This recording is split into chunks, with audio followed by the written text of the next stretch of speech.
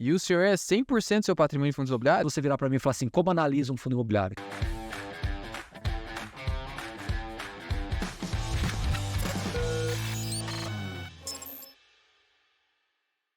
As pessoas deveriam se interessar pelo fundo imobiliário como um veículo alternativo de renda passiva. E, na minha opinião, faz sentido para a maioria dos brasileiros ter entre 20% e 50% em fundo imobiliário. Quando você tem muito pouquinho, o fundo imobiliário não tem muito efeito. E quando você tem muito, como é o meu caso, aí você tem que ter um ciclo de competências realmente mais claro. Mas para a grande maioria dos brasileiros, eu acho que dentro de ter 20% e 50% de fundos imobiliários, que é uma carteira ali com 15 fundos, alguma coisa assim, pouco mais, pouco menos, eu acho que é interessante. Isso. E aí eu entro numa provocação. Pode falar. Vai lá. O senhor falou agora, né, que pelo menos 50% é fundo imobiliário. O senhor não entende que justamente por conta dessa dificuldade de construção patrimonial explosiva do fundo imobiliário, na verdade não é uma dificuldade, na verdade é a natureza do produto, para o brasileiro pobre mesmo, assalariado ali, que ganha muito pouco, às vezes até insuficiente para suas despesas mensais, para ele faz sentido seguir por um veículo de investimento que não vai gerar, pelo menos, uma expectativa. Pode gerar eventualmente, como o senhor falou, em alguns casos excepcionais, de fundo de desenvolvimento, mas hoje isso mudou. Faz sentido para ele ter uma grande exposição a fundo imobiliário se ele é muito pobre? Acho que essa provocação é importante. Vamos lá, vamos lá. Primeira coisa, eu acho que a dificuldade da pessoa mais pobre não é o dinheiro só, é o conhecimento. É o tempo que essa pessoa tem. Porque às vezes é um trabalhador que trabalha... Cara, um caso recente, não vou citar o nome da pessoa, mas um caso recente, assim, a pessoa trabalha o dia inteiro, chega em casa à noite, toma um banho, depois ainda tem outra jornada de trabalho, de mais quase 4 horas ali, volta para casa meia-noite, no outro dia ele tá 8 horas da manhã no outro trabalho. Então, assim, e falou comigo que, poxa, as coisas estão tão difíceis, estão apertadas, então, assim, infelizmente, né, tem muitos outros brasileiros nessa condição. Como é que você leva para essa pessoa o fundo imobiliário? É difícil pelo conhecimento, pelo tempo. Ela está, assim, é complexo para ela, porque ela tem uma defasagem de conhecimento, de educação financeira muito grande. Então, essa é a primeira dificuldade. Não é o dinheiro, é a primeira dificuldade. Agora, essa pessoa, às vezes, consegue fazer sobrar ali 100, 200, 300 reais por mês, e ele vai colocando na poupança porque é a única coisa que ele enxerga. Ele não consegue enxergar nada além daquilo. Tudo bem? Ele já poupa pouco, né? E ainda ele não quer correr risco desse pouco que ele poupa. Por isso que acaba então Tem uma frase que eu até dando aula no final de semana agora, eu peguei e falei para ele, todo mundo escreve e coloca lá na geladeira agora. E eu vou falar aqui, todo mundo que está ouvindo aí, escreve e coloca na geladeira. Uma frase que eu aprendi há um tempo atrás, há muitos e muitos anos atrás, e eu acabei fazendo uma pequena adaptação na frase para ela ficar mais dentro do que eu penso. A frase diz o seguinte: as suas escolhas mudam de acordo com o seu conhecimento. Legal. As suas escolhas mudam de acordo com o seu conhecimento, né? E o que acontece? Essa pessoa, ela tem um conhecimento muito baixo, então as escolhas dela são muito restritas. Então a poupança é a única coisa que ela, às vezes, acaba se interessando. E aí essa é a primeira barreira. A segunda barreira, que você vira para mim e fala assim, mas ela pode começar a investir em fundo imobiliário? Aí a segunda barreira é o tempo e a dedicação para ela começar a investir, porque ela vai querer perguntar assim, qual o melhor fundo para investir? E na verdade não é o melhor fundo, é uma carteira, que você tem que entender um pouco dos setores. Então, essa é a maior dificuldade. Então, embora seja um produto altamente democrático, R$10 você começa, mas para a pessoa ali do dia a dia, do trabalhador mesmo, ali, perfil base do brasileiro, é a maior barreira. E como é que você encurta essa barreira? Aí entram os desafios.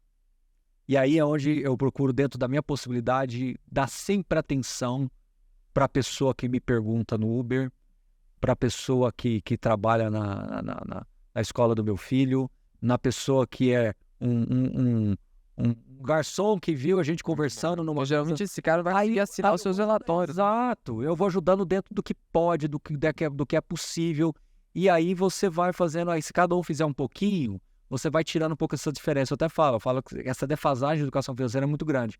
Então, é meio contra-intuitivo mesmo, né? Você falar que o investimento em fundo imobiliário é super democrático, mas ao mesmo tempo ele não alcança esse trabalhador. E o senhor é 100% do seu patrimônio em fundos imobiliários? Não é 100, é uns 80, vai, porque o restante é renda fixa. A maioria pós, um pouquinho a coisa pré, mas pouquinha coisa mesmo, bem pouco. Mas Ações o senhor não investe mais, não tem mais ações. Não. Então o senhor vendeu aquelas ações que você tinha antes. Sim, mas isso há anos, né? Então, assim, muitos anos atrás, né? Década. Então, assim, Por quê? Tem um motivo. Porque o que eu gosto nas ações é o que equivale ao fundo imobiliário, que é maduro, previsível, payout alto. Entendeu? Só que para mim, pelo meu ciclo de competências, é mais fácil eu ter as informações dos fundos. Entendeu? Não, com certeza. E exatamente isso, eu acho que isso é muito coerente. E eu gosto de citar o exemplo do Décio Bazin. Ele foi um grande defensor de ações de dividendos e ao final da vida dele, ele trocou uma parte da carteira dele por fundos imobiliários, porque aí começou os fundos imobiliários, né, naquele momento. E a filha dele que herdou o patrimônio trocou tudo por fundos imobiliários, porque o objetivo era a renda mensal. Então, e isso foi uma entrevista que o Thiago Reis fez. Acho que em 2017 essa entrevista, era uma coisa assim. Isso mostra que se o seu objetivo é renda mensal mesmo, faz sentido, né? Não tem como falar que não. Por isso que eu falo que quando você acaba sendo muito generalista e querer meio que, né, traçar ali uma coisa como definitiva, acaba ficando incoerente. Pegue aí... tô falando hoje. Porque o pessoal acaba taxando isso de incoerência do Bazin. Eu estou falando hoje isso para você aqui, né? Mas você pode procurar para trás. Que dia que eu falei mal de empresas boas pagadoras de dividendos? São excelentes. Eu conheço. Não, eu nunca vou falar porque é excelente, né? Eu falo que eu prefiro o fundo imobiliário, por quê? Pelo meu ciclo de competências, pela minha proximidade, eu respiro isso 24 horas. Mas se eu tivesse que ter ações, eu ia por esse caminho, certo? A partir do momento que as naturezas são equivalentes no contexto geral e que você acaba excluindo o fundo imobiliário da sua carteira por uma premissa que, honestamente, não é forte. Porque se você quiser discutir premissas, a gente discute.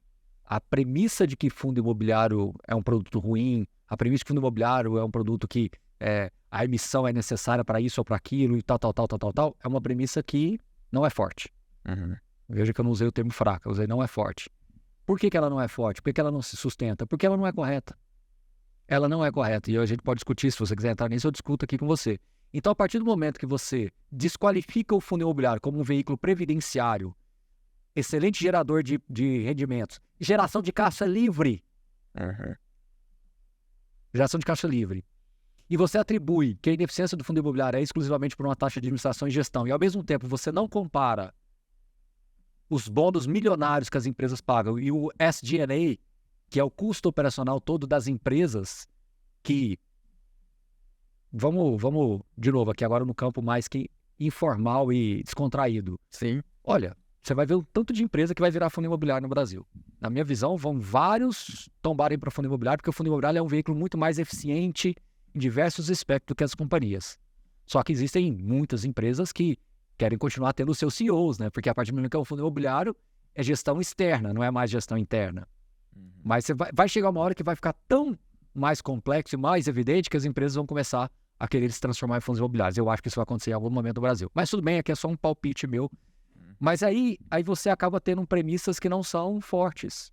Então você desqualifica um produto que tem uma natureza bastante interessante, tem muita história, 30 anos aí de história, 31 anos de história, e acaba que isso não para de pé, porque são premissas que, na minha visão, elas não são corretas, assim, fortes e corretas e adequadas, entendeu? O que o investidor que está começando hoje em fundos imobiliários ou ainda é iniciante, o que ele tem que priorizar na análise de um fundo imobiliário? Voltado aqui para tijolo. Tem que priorizar a qualidade da gestão, analisar, focar muito mais na gestão, ou a localização e a qualidade do imóvel vai bater uma gestão mediana? Vou responder a sua pergunta com uma questão que você vai gostar do que eu vou falar aqui. A pergunta é: você prefere um portfólio mediano com uma gestão excelente ou um portfólio excelente com uma gestão mediana? Esse é o ponto, né? Pela minha experiência, um portfólio mediano com uma gestão excelente tende a performar melhor. Tá? Mas isso também não quer dizer que você não possa buscar o máximo possível de portfólio bom com gestão boa também, entendeu? A questão é que quando você está analisando um imóvel, você tem critérios mais objetivos. Quando você está analisando a gestão, você tem critérios mais subjetivos. E aí onde é o ponto de discordância, às vezes, né? Então, qual é a minha sugestão para quem está começando agora?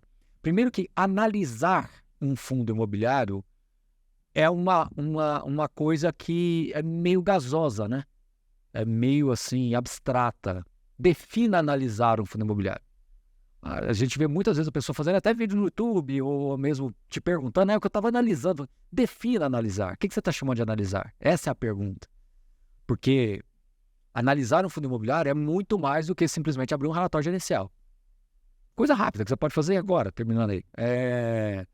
Se você pegar todos os imóveis do fundo imobiliário, você já entrou em todos os Google Maps de todos os ativos e fez uma anotação do que você entendeu como a vocação daquela região?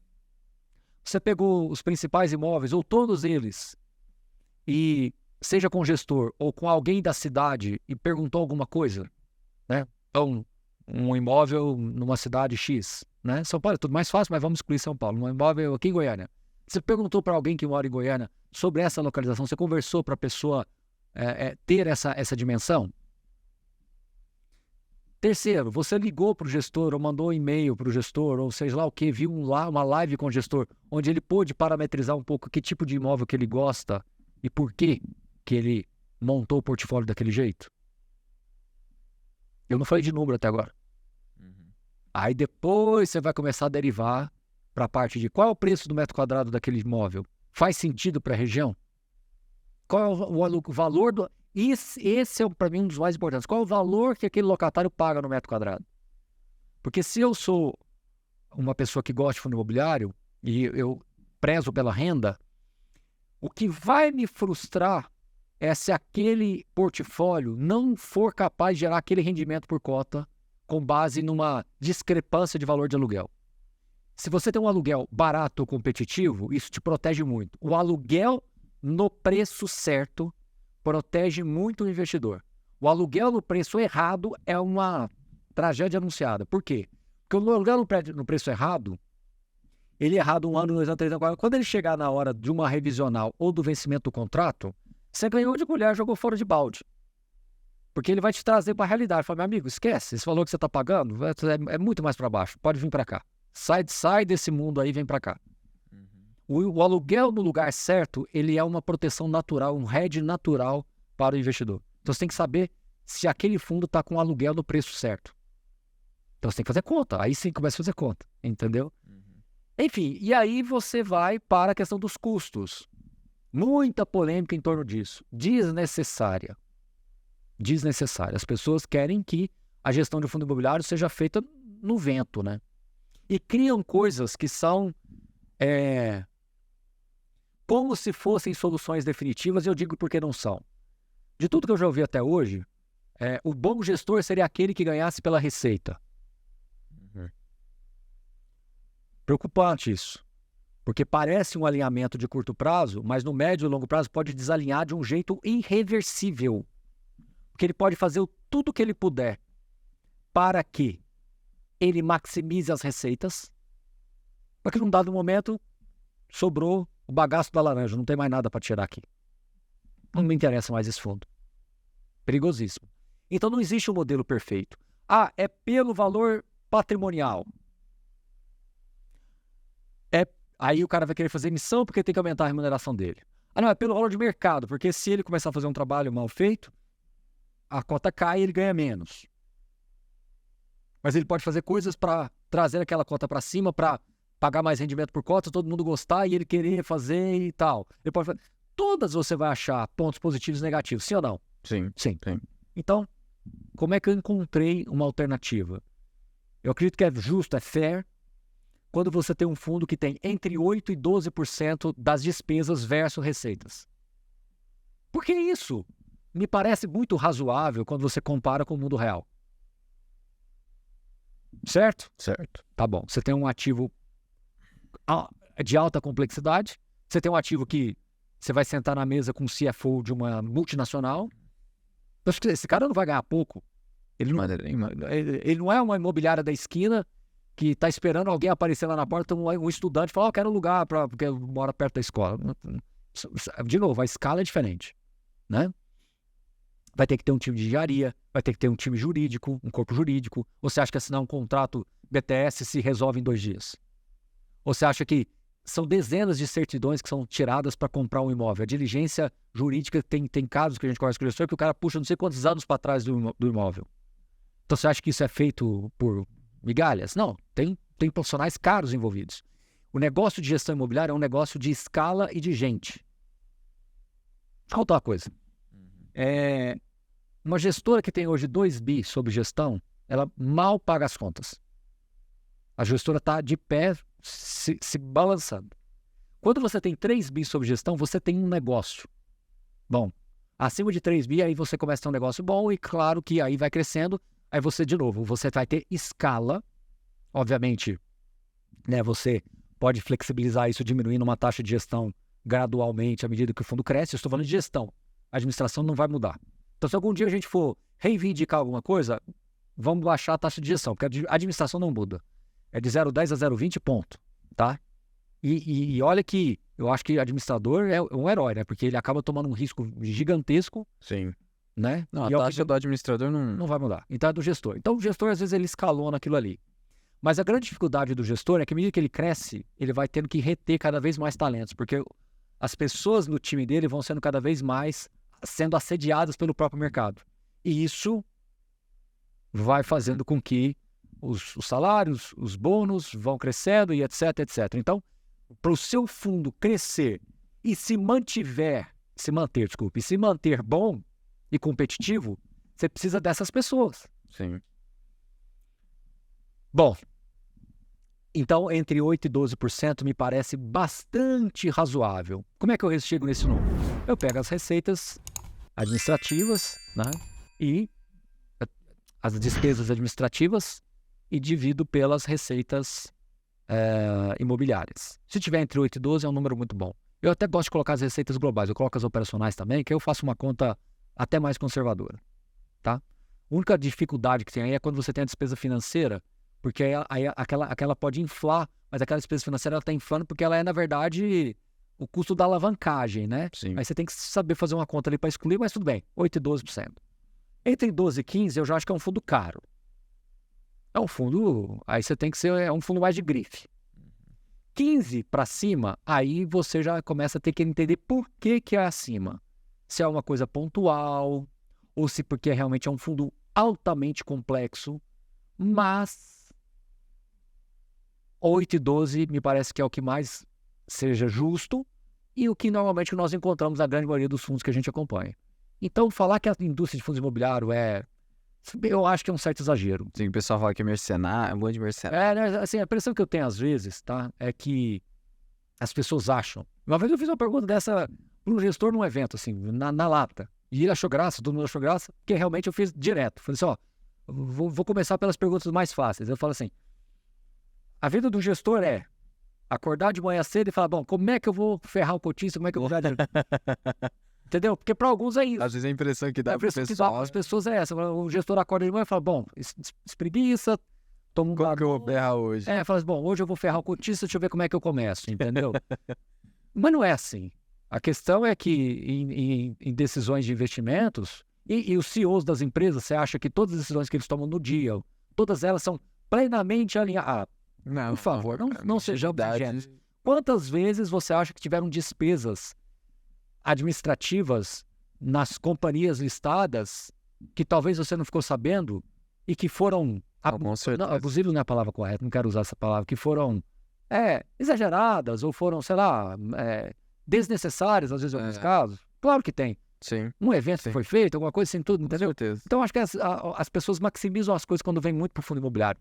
Mas eu vou te dizer por que isso acontece. Sabe por quê? Porque fundo imobiliário é um dos produtos mais transparentes que existe. E essa transparência, ela gera valor, mas ela também gera o ruído. As pessoas questionam mais. Uhum. Entendeu? Sim. Então, assim, eu acho que o gestor, ele tem que gerar valor para o fundo. Então, se você virar para mim e falar assim, como analisa um fundo imobiliário? Que foi a sua pergunta inicial e queria te dar a resposta. Se o gestor tiver um bom relatório gerencial, tiver uma construção clara de uma tese, e você conseguir enxergar isso, esse fundo faz isso, ele está claro nessa tese. Ele faz gestão ativa, emite, compra, vende vende, compra, emite, compra, vende, emite, compra, vende, emite. Se ele estiver fazendo essa tríade aí de novas emissões, está comprando bem, está vendendo e está gerando TIR, e o que mais interessa, reais por cota. Esse é o número que vai dar a diretriz da qualidade da gestão. Se você olha os reais por cota, que a linha final é a última coisa, a que entra no seu bolso, está se mantendo estável, previsível e crescendo, ou tendo, vou usar o termo que você usa, tendo um desvio padrão relativamente baixo, porque às vezes pode cair, porque está sendo um ganho não recorrente, mas está bem claro isso no relatório. O pessoal está vendo isso com a HGLG também, né? Isso, exatamente. Mas você está vendo essa estabilidade, os números não... Aí sim, os números não mentem. Aí não adianta você querer vir com uma narrativa escatológica, não adianta você querer colocar que o gestor só acorda para querer ganhar o dinheiro dele, porque eu respiro isso, como eu te falei. Eu vivo isso no dia a dia. Então, assim, quando você vê a relação, que não tem como exteriorizar isso com mais clareza, mas assim, quando a gente está conversando com o gestor, as conversas são muito mais no sentido, muito mais não, são sempre no sentido construtivista.